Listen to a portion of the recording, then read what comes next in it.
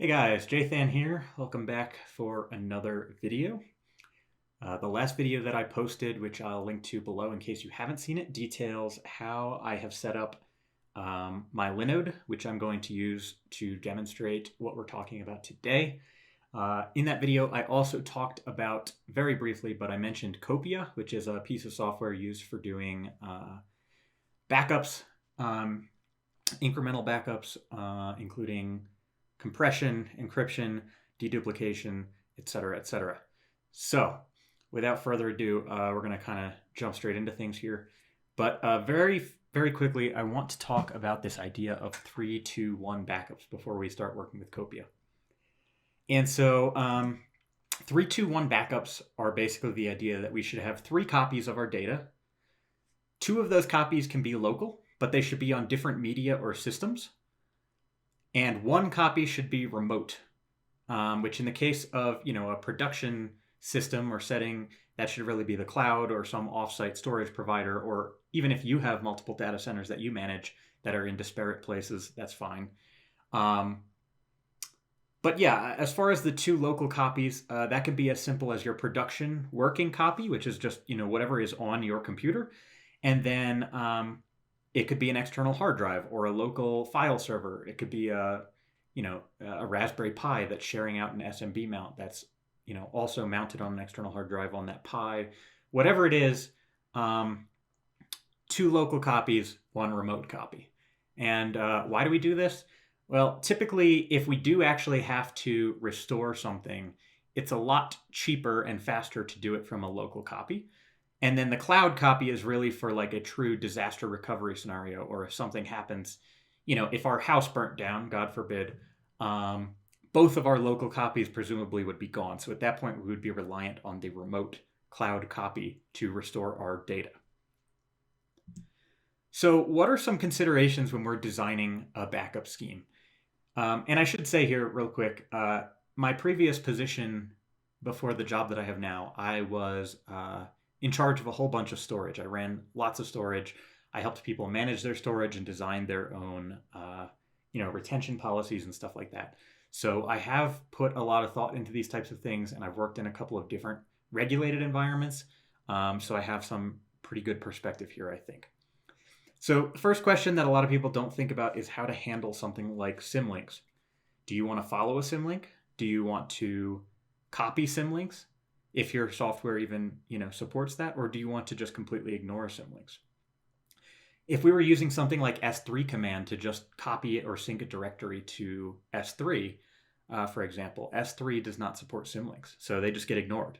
So if you are treating that as a backup and you have a symlink directory that you either want to at least keep track of, as in you want to retain the symlink, or you want to actually follow that symlink and copy all the data, that's not going to work with S3, just like that. Next question is, what kind of retention policies are important? If your data is regulated in any way, like the FDA, I'm pretty sure requires that you keep data for like 10 years if it's associated with some kind of medical device or anything like that. So you have to consider those types of legal obligations depending on what your industry is or what you're working on. But otherwise, what is your workflow around the data? Maybe you work on editing movies and it takes you, a year or 2 to finish editing a movie. So you probably want to keep incremental backups of your data for at least that length of time, because at any point in there, if something goes wrong, you probably want to be able to restore. Maybe you work on shorter lived things like spreadsheets that you submit to your boss, and you submit them on average at the end of every week. Okay, so maybe you keep a couple of weeks or a couple months worth of backups, because beyond that point, they're not going to be useful anymore.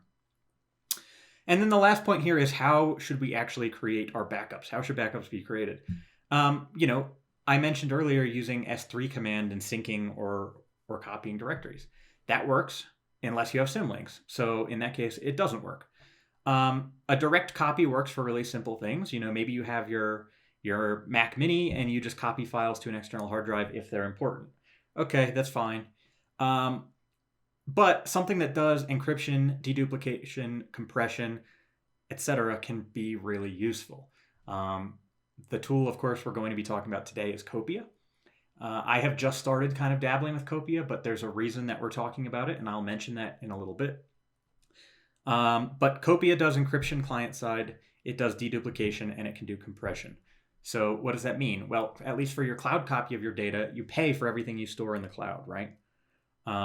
So compressing your data so that it's taking up less space is a little bit heavier on the client side, but it does mean that you're going to ultimately have a lower bill. So you've got to weigh these types of options, and I can't give you all the answers here. I can tell you about what I do personally. I can tell you about what I've done in the past professionally and what I do now professionally, but that's kind of the extent of my knowledge.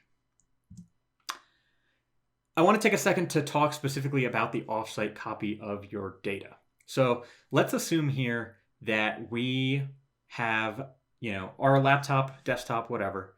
We have an on-prem file server. Maybe it's just a Linux computer with a hard drive attached.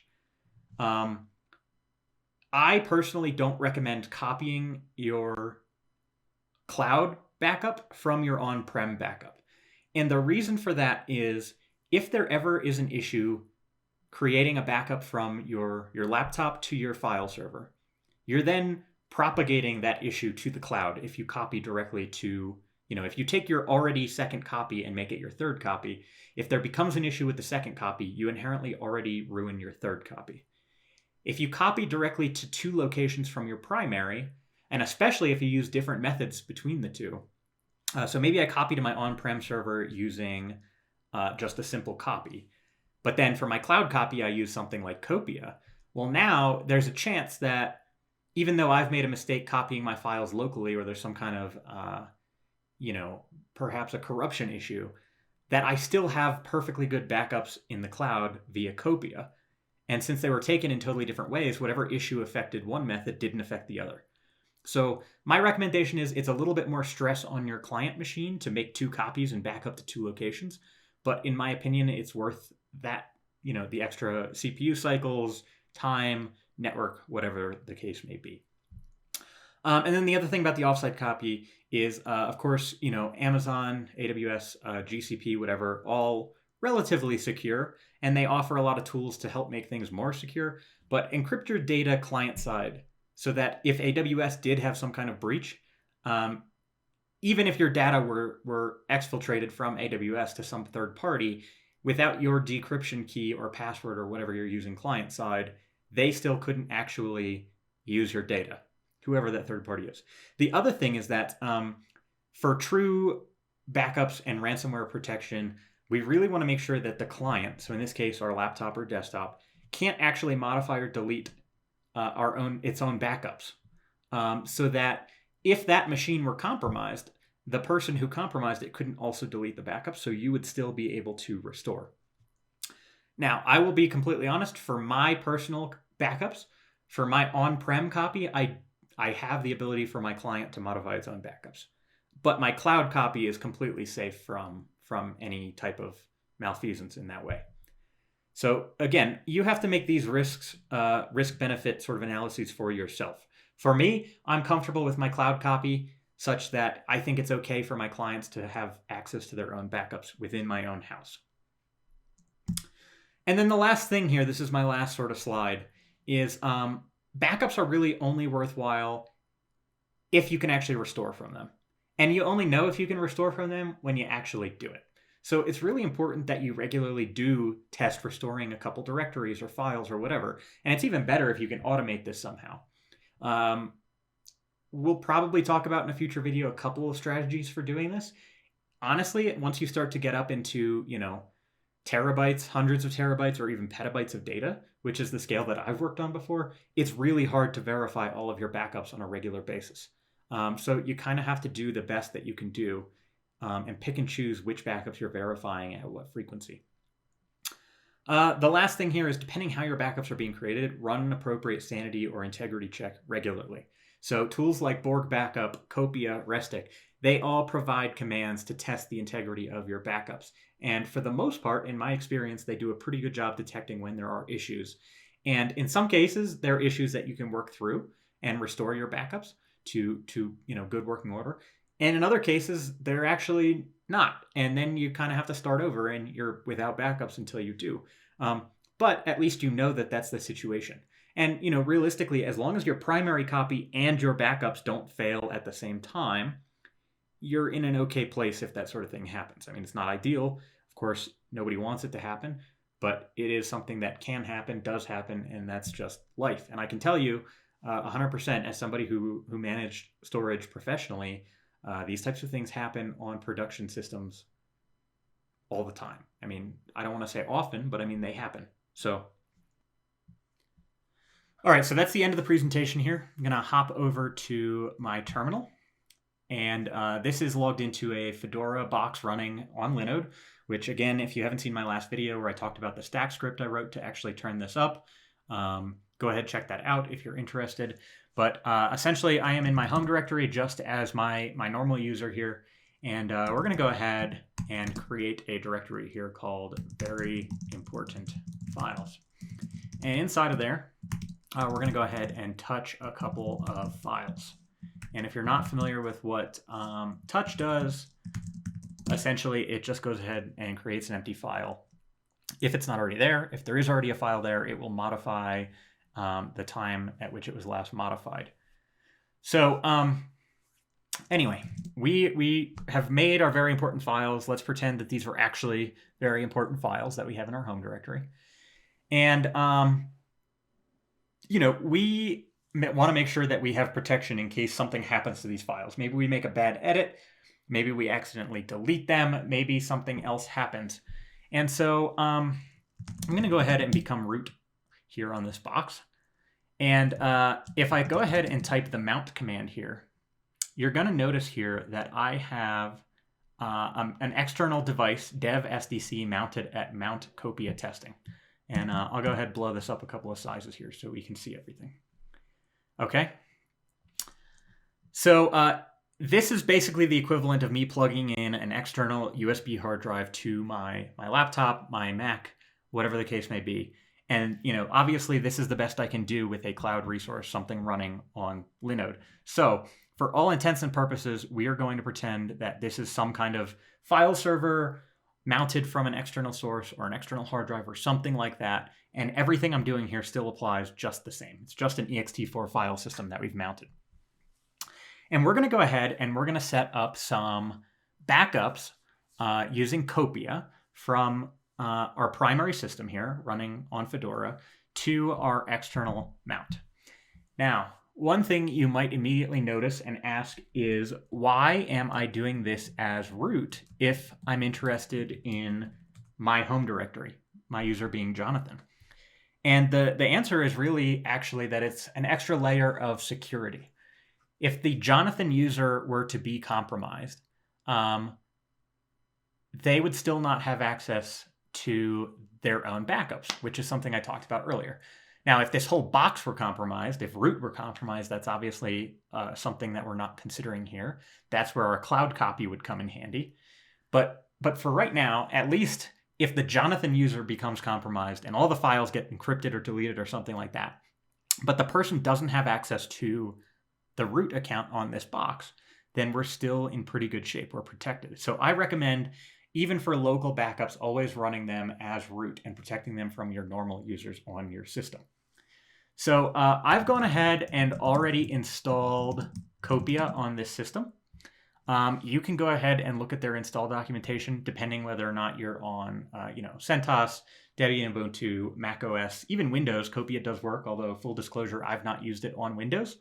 I'll also note that Kopia has a UI that you can do all these things with. I have tried it in the past, but I don't really like it. It's not super flexible for the way I like to do my backups. And in particular, it's a really heavy application. There is some talk of them reworking it in early 2022, but I still won't use it because I like to automate my backups using cron and doing things that I've been doing for a long time with various different programs.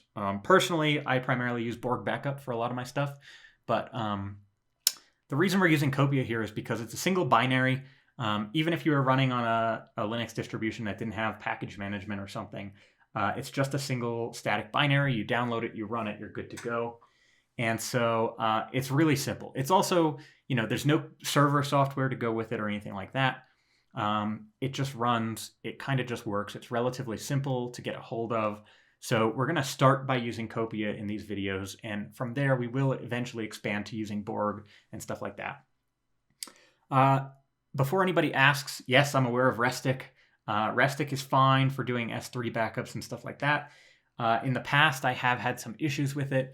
It's also just not been optimized nearly as much as Kopia. So it's a very heavy thing to run on client machines.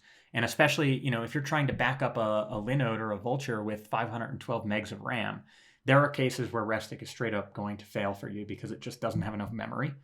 So I'm not bashing Restic. It's fine if you do use it, but I'm not going to cover that in any of my videos because I don't personally like Restic. I don't use Restic. So anyway, that's all I have to say there. I'm going to go ahead, clear my terminal, so we're starting fresh here. And we're going to go ahead and initialize a repository. And in Kopia terms, a repository is just somewhere that you send backups. Now, you could have a single repository where you send all of your backups. And you will get better results with your deduplication doing that. However, I don't like to do my backups that way. I like to have a single repository for each backup that I have. The reason being that if I want to move my repository at any point in time, or I want to change retention policies on just some of my backups and not all of them and stuff like that, it's immensely easier to do that on a per repository basis, in my opinion. Also, if you do end up having some kind of issue that breaks a repository, which is not completely unheard of, like I mentioned earlier, I would prefer to have separate repositories and maybe use up a little bit more space on my backup system, but have the opportunity for one repository to be broken and not hose all of them, especially when we start talking about backing up a lot of directories. Okay, so we're going to go ahead and initialize a repository. So every command that Kopia has starts with Kopia. And if you've written any Golang before or interacted with other Golang programs, all of the command line flags and stuff, all the programs use the same library for doing arguments and handling those. So it's all very similar. So here we're going to do Kopia repository create. The type that we are creating is file system. This could also be GCP or S3 or a variety of other types of backends. And then this takes a single argument, which is the path. In our case, we're going to do mount Kopia testing, and we're going to say Jonathan home backups. I'm going to go ahead and press enter, and it's going to ask us for a password. This is non-negotiable. You have to provide a password. The password is used for encryption. So this is what is used to encrypt the files. And if you ever want to mount your repository on another machine, you will need this password to create the repository. Ideally, this is something super complex that's stored in a password manager or written down and put in a safety deposit box or something like that. Like I said, if you do lose this, you cannot recover your backups, period. But this is also the thing that is saving you. If somebody were to compromise your backups and exfil the data, without this password, the files are more or less useless. So obviously this is not a really secure password, but I'm going to just type my name here, but this is just for demonstration purposes. And you'll see here, we've initialized a repository. This is the encryption being used. We're connected to the repository. There's some notice about updates here. I think a lot of these things, like that it talks about scheduling in Kopia, assumes that you're using the UI and it's running all the time. We're not running all the time, so there's no Kopia processes that are running on an ongoing basis, right? The only thing that shows up here is our grep that I just ran. And then, of course, there's a note here about all of our retention, and there's also a note that says compression is disabled. We are going to talk about the compression disabled thing in the next video, but we are going to talk about snapshot retentions really quickly, because the default policy here that comes with Kopia is a little bit crazy, in my opinion. I've never kept 3 years of annual snapshots. I've never kept 2 years of monthly snapshots. I've never kept 2 days worth of hourlies. So I go ahead and I change all of this, basically. So I'm going to go ahead and clear my terminal again. And before we interact with a repository, we have to connect to it, which is just Copia's way of saying we're going to basically input our encryption key and, make sure that we have access to everything. So Kopia repository connect file system path Kopia testing, Jonathan Home backups, which is a directory that Kopia created for us. It's going to ask us for the password. I'm going to put in my name here because that's what I used. And it says we're connected. Now, in Kopia, we have this notion of, is it list? Kopia policy show? Yes, show global. So this is everything that was printed out basically when we created our repository.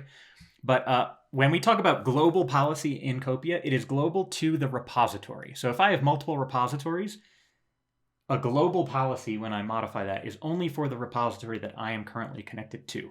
And so we are currently going to modify the global policy for the Jonathan Home backups repository to change our snapshot retention.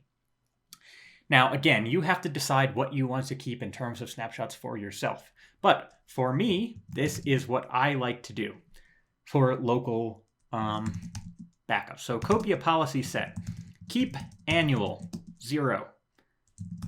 And we want to set this globally. I do not, and we see here, setting number of annual backups to keep to 0. It also ran some kind of maintenance command because we hadn't previously done that.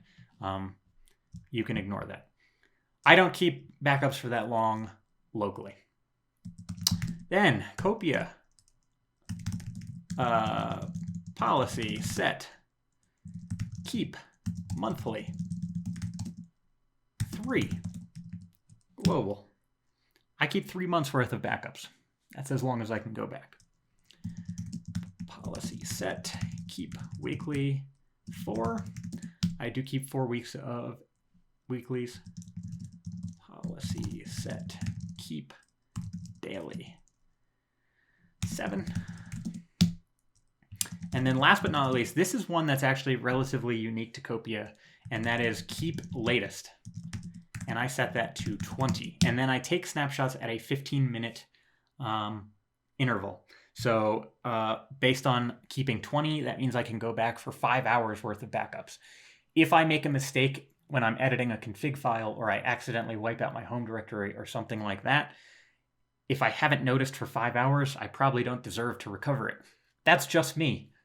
You should keep whatever makes you comfortable. And just to make sure that this all stuck, we can now just show our global policy again. And you'll see 3 monthlies, 4 weeklies, 7 dailies, 48 hourlies. I didn't modify that. Typically for me, it's something more like 0 because of this latest. I think these are kind of a little redundant. Most other backup software I've used doesn't have the concept of latest. They only have hourlies. I do something like 12 or 24. It just kind of depends. But again, you can do whatever makes you comfortable here. There's a bunch of other things here about cache directories and Kopia ignore files and stuff like that. We're not going to talk about those in this video because it's just going to get too long. But I do think I'm going to get a kind of Kopia advanced concepts video out somewhere in the near future. And we'll talk about all of those things. So I'm connected to my repository. I've tweaked my global policy for snapshot retention. That makes me happy. But I haven't actually taken a backup yet. And so how do we do that? Well, it's super easy. Kopia, snapshot, create, and then I take the path that I want to snapshot. Now again, in any given repository, I could individually specify more than one path to snapshot. But for me, one path on my system, in this case, my home directory, corresponds to a single repository for a backup. And that's for the reasons I already discussed. That's what makes me comfortable, and that's how I like to run my backups. But you can do whatever you want to do. And these are the types of things in the Kopia UI that they assume you're only ever using one repository for everything. So every time you add a new directory and create a snapshot, it shoves it into one repository. And when I run this, you can see that that happened extremely quickly. It took a snapshot as root of my home directory, and it created a snapshot with this ID here. And it took 0 seconds because there's basically nothing in it right now. So if I now type Kopia snapshot list, you can go ahead and see this is my first snapshot. So initial snapshot can take quite a while depending how large your data is that you're snapshotting. But subsequent snapshots will be incremental. So they will only snapshot new data that happens. Okay, so that's really important to keep track of. That means that subsequent backups are almost always much quicker. And, they do depend on your deduplication and compression settings and stuff like that, and whether you're sending data locally or offsite or whatever. But in any case, rest assured, future backups, if your first one is 20 or 30 gigs and takes, an hour or something, don't sweat it. Not every backup is going to take that long. So I am going to now demonstrate a restore. So let's say I go back to my normal account, right? Who am I? I'm Jonathan, and I'm in my home directory. And in very important files, let's say I goof and I remove file 3 here. And I say, oh, crap, I really needed to send that to my buddy. Oh, man, what am I going to do? Well, we had just taken a snapshot a little while ago. So what we can do is we can become root.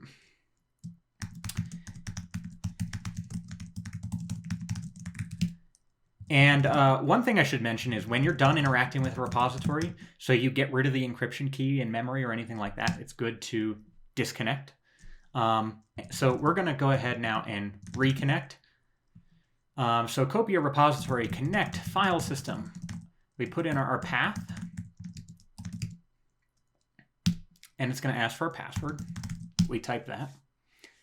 And now we go, okay, Kopia snapshot list. Oh, whew, thank God. We took this at 3:26.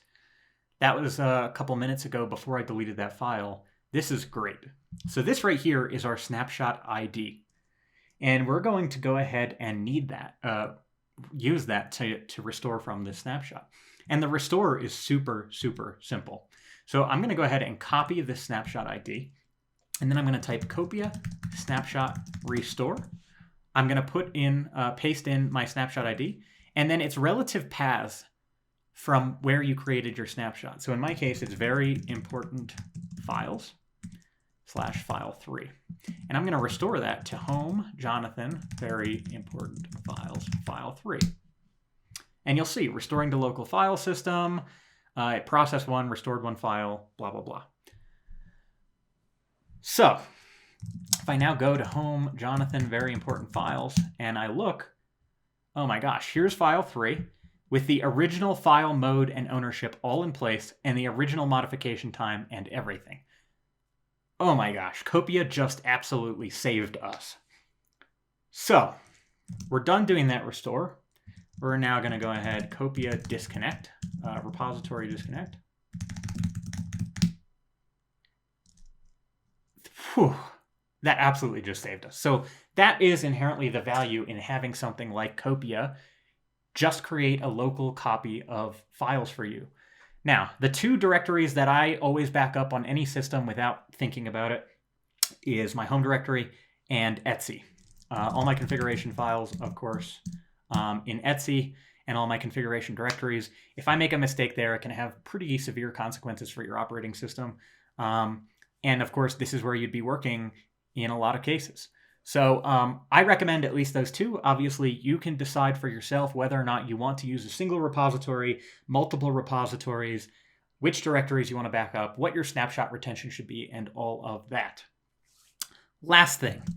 It's not super helpful if I have to remember every 15 minutes or 20 minutes or whatever interval you want to go in and take a snapshot with Kopia. So what is the solution here? Well, in my home directory as root, I have a bin directory, and I have a backup jonathanhome.sh. And you'll see a couple of things in here. Inherently, there is an environment variable you can set with your Kopia password. It's not ideal to store the password, obviously, in a script. So better option would be to pull it dynamically from something like Vault or AWS Secrets Manager or something like that. But it's better, in my opinion, to have this stored than to not take backups in an automated fashion. And there's really no way around it And that's true with Kopia. That's true with Borg backup. That's true with Restic. So it's not like this is inherently an issue with Kopia. So just something to be aware of. Again, as long as your root account isn't compromised, if any other account on your box is compromised, they're still not going to have access to this password in this file because it's in root's home directory and it's owned by root.